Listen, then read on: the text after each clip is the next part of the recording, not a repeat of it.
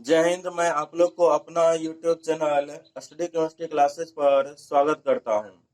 जो लोग फर्स्ट बार इस चैनल पर आए हैं वो चैनल को सब्सक्राइब कर बेल आइकन दबा दीजिएगा ताकि हर एक वीडियो का नोटिफिकेशन मिलता रहे। और इस वीडियो को लाइक और शेयर कर दीजिएगा क्योंकि ये वीडियो आप लोग को 12th बोर्ड के लिए बहुत ही इम्पोर्टेंट होते हैं और ये इम्पोर्टेंट टॉपिक भी है जिसमें हम लोग बात किए थे अनुसंग गुणधर्म। उसी में से एक टॉपिक थे अनुसंग गुणधर्म, 4 प्रकार के थे। उसमें से हम लोग का ये लास्ट टॉपिक बचा है हिमांक में अवनमन। लेकिन सभी को एक बार रिकॉल करें तो फर्स्ट हम लोग का था वाष्पदाब में सापेक्ष अवनमन प्रासरण दाब, उसके बाद क्वथनांक में उन्नयन। अब हम लोग का है हिमांक में अवनमन। अगर हम बात करें हिमांक में अवनमन, अवनमन मीन्स होता है क्या, कम। यानी कि सबसे पहले तो ये जानेंगे कि हिमांक होता क्या है। तो हिमांक हम उस बिंदु को बोलते हैं, उस तापमान को बोलते हैं जिस पर कोई द्रव पदार्थ क्या हो, ठोस अवस्था में बदलना प्रारंभ हो जाए। उसी को हम क्या बोलते हैं, हिमांक बिंदु या फ्रीजिंग पॉइंट बोलेंगे। तो आपको ये डिसाइड करना होगा कि किस द्रव का क्या होगा। तो आप जानते हो कि अलग अलग द्रव के लिए क्वथनांक हो या हिमांक हो अलग अलग होगा।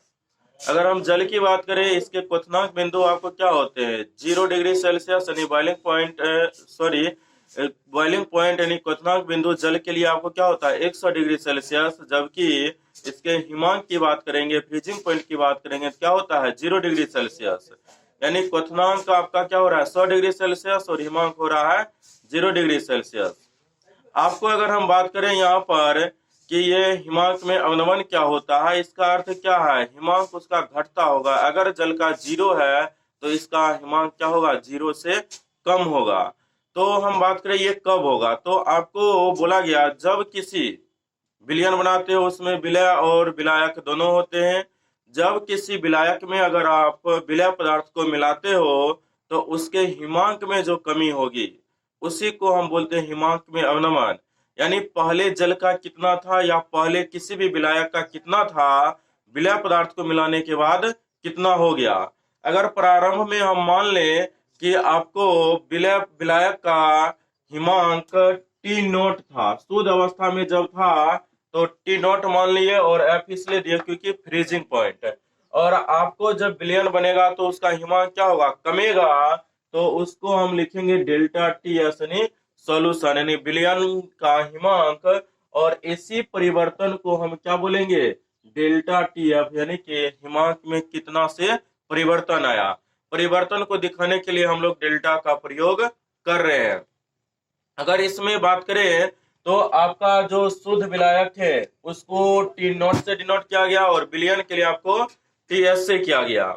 तो इस परिवर्तन को पहले कितना था अब कितना से कमा, उसी को अंतराल को हम क्या बोलेंगे, हिमांक में अवनमन। यानी इसका हिमांक में अवनमन का डेफिनेशन पूछे क्या बोलेंगे, जब किसी शुद्ध विलायक में विलय पदार्थ को मिलाया जाता है तो उसके हिमांक में कमी आती है। इसी कमी को हिमांक में अवनमन कहा जाता है। यानी जितना से कमा उसी को हम क्या बोलेंगे, हिमांक में अवनमन कहेंगे। इससे संबंधित आपको पूछा जाता है हिमांक में अवनमन के लिए राउल्ट्स नियम क्या है।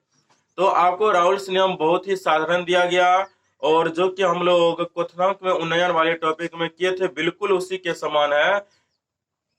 अगर हम बात करें राउल्ट के नियम, सवाल पूछा जाएगा हिमांक में अवनमन के लिए राउल्ट का नियम बताइए, तो साधारण से दिए गए हैं। तो सुनिएगा आप लोग।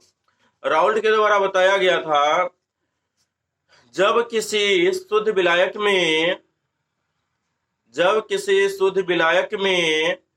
विलय पदार्थ को मिलाया जाता है तो जब किसी शुद्ध विलायक में विलय पदार्थ को मिलाया जाता है तो उसके हिमांक में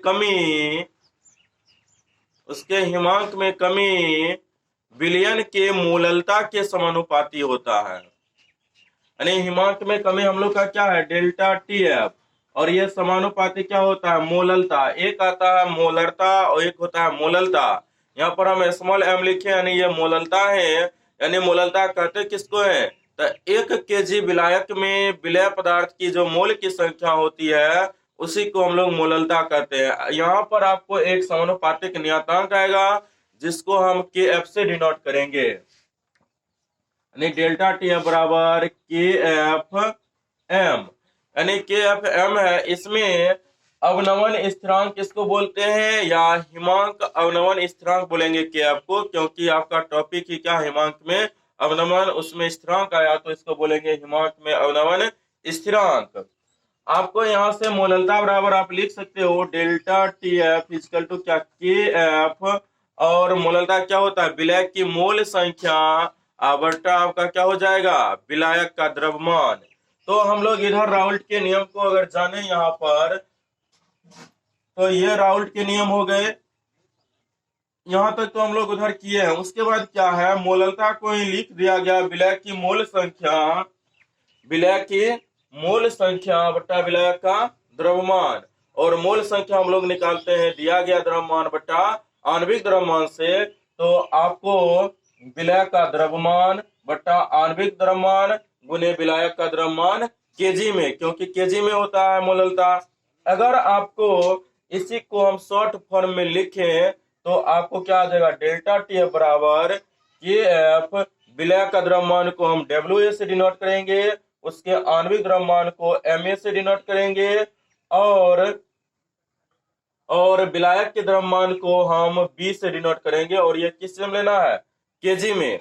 अगर इसको ग्राम में चेंज करोगे तो यहां से आपको आ जाएगा delta T F equal to K F into W A into क्या है 1000, अब बट्टा यहाँ पर क्या करेंगे तो एम ए डब्ल्यू बी। अगर ये ग्राम में रहेगा तो इसको केजी में बदलने के लिए 1000 से डिवाइड करेंगे तो ये 1000 क्या होगा, ऊपर चला जाएगा।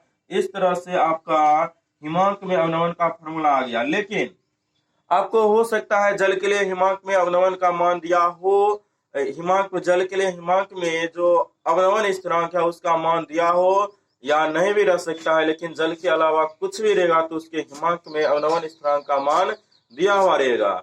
लेकिन यहाँ से आपको जल के लिए केवल याद कर लेना है, ऑब्जेक्टिव में पूछा जाता है जल के लिए के आपका मान 1.86 होते हैं। इतना आप क्या करोगे, कवर करोगे तो आपका ये टॉपिक्स होते हैं समाप्त। लेकिन इससे सवाल आपको पूछे जाएंगे, हिमांक में अवनमन और विलय के आणविक द्रव्यमान में क्या संबंध है, तो आपको इनडायरेक्ट रूप से राउल्ट नियम ही ड्राइव करना होता है। लेकिन वो आपको एक संबंध पूछ दिया और आप देख रहे हो हिमांक में अवनमन और विलय के आणविक द्रव्यमान के बीच ये संबंध है, इसी को ड्राइव करना होता है।